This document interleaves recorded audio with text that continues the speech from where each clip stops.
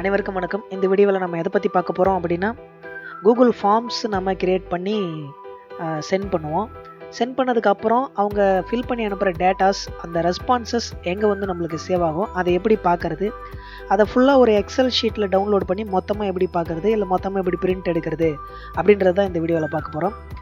இப்போ நீங்கள் ப்ரௌசரை ஓப்பன் பண்ணிக்கோங்க.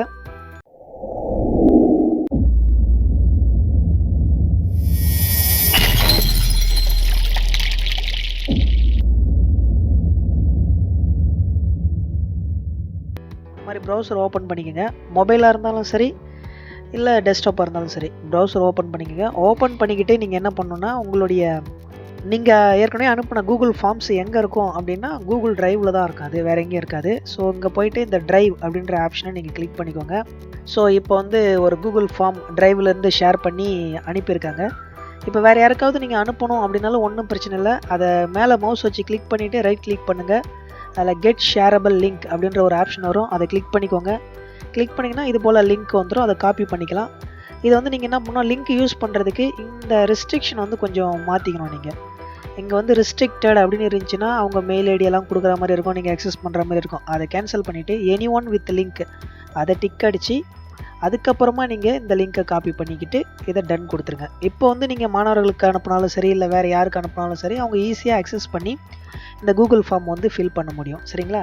சரி, இப்போ இதை நான் அனுப்பிச்சிருக்கேன் ஏற்கனவே. இப்போ எத்தனை பேர் ஃபில் பண்ணியிருக்காங்க அப்படின்றதும் இதுக்குள்ளேயே தான் வந்து சேவ் ஆகும். அது எப்படி பார்க்குறது அப்படின்னா, இதே கூகுள் ட்ரைவுக்குள்ளே வந்துட்டு இந்த ஃபார்மை கிளிக் பண்ணுங்கள். கிளிக் பண்ணிங்கன்னா உங்களுக்கு இங்கே பாருங்கள், கொஷின்ஸு பக்கத்தில் ரெஸ்பான்சஸ் அப்படின்னு ஒரு ஆப்ஷன் இருக்கும். 6 பேர் வந்து ரெஸ்பான்ஸ் பண்ணியிருக்காங்க. இப்போ ரெஸ்பான்சஸ் அப்படின்றத நீங்கள் கிளிக் பண்ணிங்கன்னா கீழே வந்து நம்மளுக்கு சம்மரி கொஷின் இண்டிவிஜுவல் அப்படின்ற ஆப்ஷன் வந்து நம்மளுக்கு இருக்கும். அது சம்மரியாக எத்தனை கிளாஸ் அட்டன் பண்ணியிருக்காங்க, எவ்வளோ பேர் அட்டன் பண்ணியிருக்காங்க அப்படின்றத இங்கே நம்ம பார்த்துக்கலாம். இங்கே ஸ்டூடெண்ட் நேமில் வந்து எத்தனை ஸ்டூடெண்ட்டுங்க அட்டன் பண்ணியிருக்காங்க அப்படின்றத பார்த்துக்கலாம். சப்ஜெக்ட் எந்தெந்த சப்ஜெக்ட் அட்டன் பண்ணியிருக்காங்க அப்படின்றதையும் நம்ம பார்த்துக்கலாம். நீங்கள் எப்படி டேட்டா கேட்குறீங்களோ அந்த மாதிரி இங்கே வந்து சேவ் ஆகும். அதே மாதிரி என்னென்ன கொஷின்ஸ் நீங்கள் வந்து ஃப்ரேம் பண்ணியிருக்கீங்க, 1லேருந்து 30க்குள்ளே கொஷின் ஃப்ரேம் பண்ணியிருக்கீங்க, அது என்னென்ன சப்ஜெக்ட்டுக்கு அப்படின்றதையும் இந்த கொஷின்ஸை கிளிக் பண்ணி பார்த்துக்கலாம்.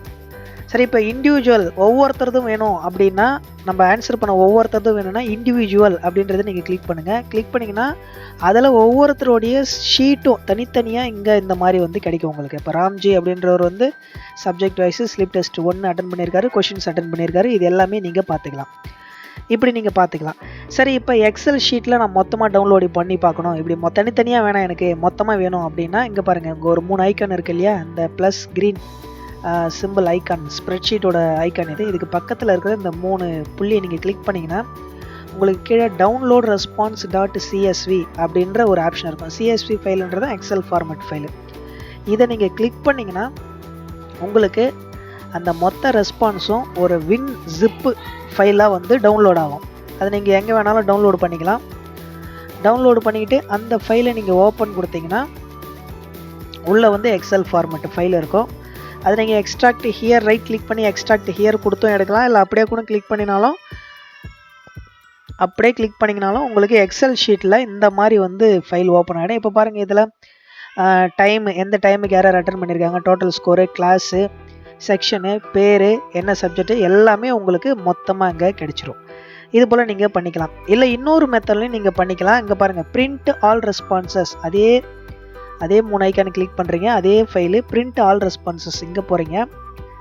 இது ப்ரிப்பேரிங் பிரிண்ட்டில் வரும். இங்கே போயிட்டு நீங்கள் பிரிண்ட்டு வேணும்னா பிரிண்ட்டு கொடுத்துக்கலாம், அப்படி இல்லைன்னா இங்கே பாருங்கள், இந்த ஆப்ஷனை கிளிக் பண்ணி மைக்ரோசாஃப்ட் பிரிண்ட் டு PDF, இதில் சேவ் அஸ் PDF இந்த ஆப்ஷனை கிளிக் பண்ணிக்கலாம். இந்த ஆப்ஷனை கிளிக் பண்ணிட்டீங்கன்னா இந்த ஃபார்மேட்டு ஃபுல்லாகவே PDF ஃபைலை நீங்கள் சேவ் பண்ணி வச்சுக்கலாம், எங்கே வேணாலும். தேவைன்றப்ப நீங்கள் அதை எடுத்து பார்த்துக்கலாம். சரிங்களா? இப்போ இதை பாருங்கள், இந்த மாதிரி PDF-ஆக சேவ் பண்ணி வச்சுக்கலாம். யார் யார் ஆன்சர் பண்ணாங்க அப்படின்றத சேவ் பண்ணி வச்சுக்கலாம். சரிங்களா? ஸோ இவ்வளோ தாங்க. கூகுள் ட்ரைவில் தான் நீங்கள் அனுப்புகிற கூகுள் ஃபார்ம்ஸோட மொத்த ரெஸ்பான்சஸும் இருக்கும்.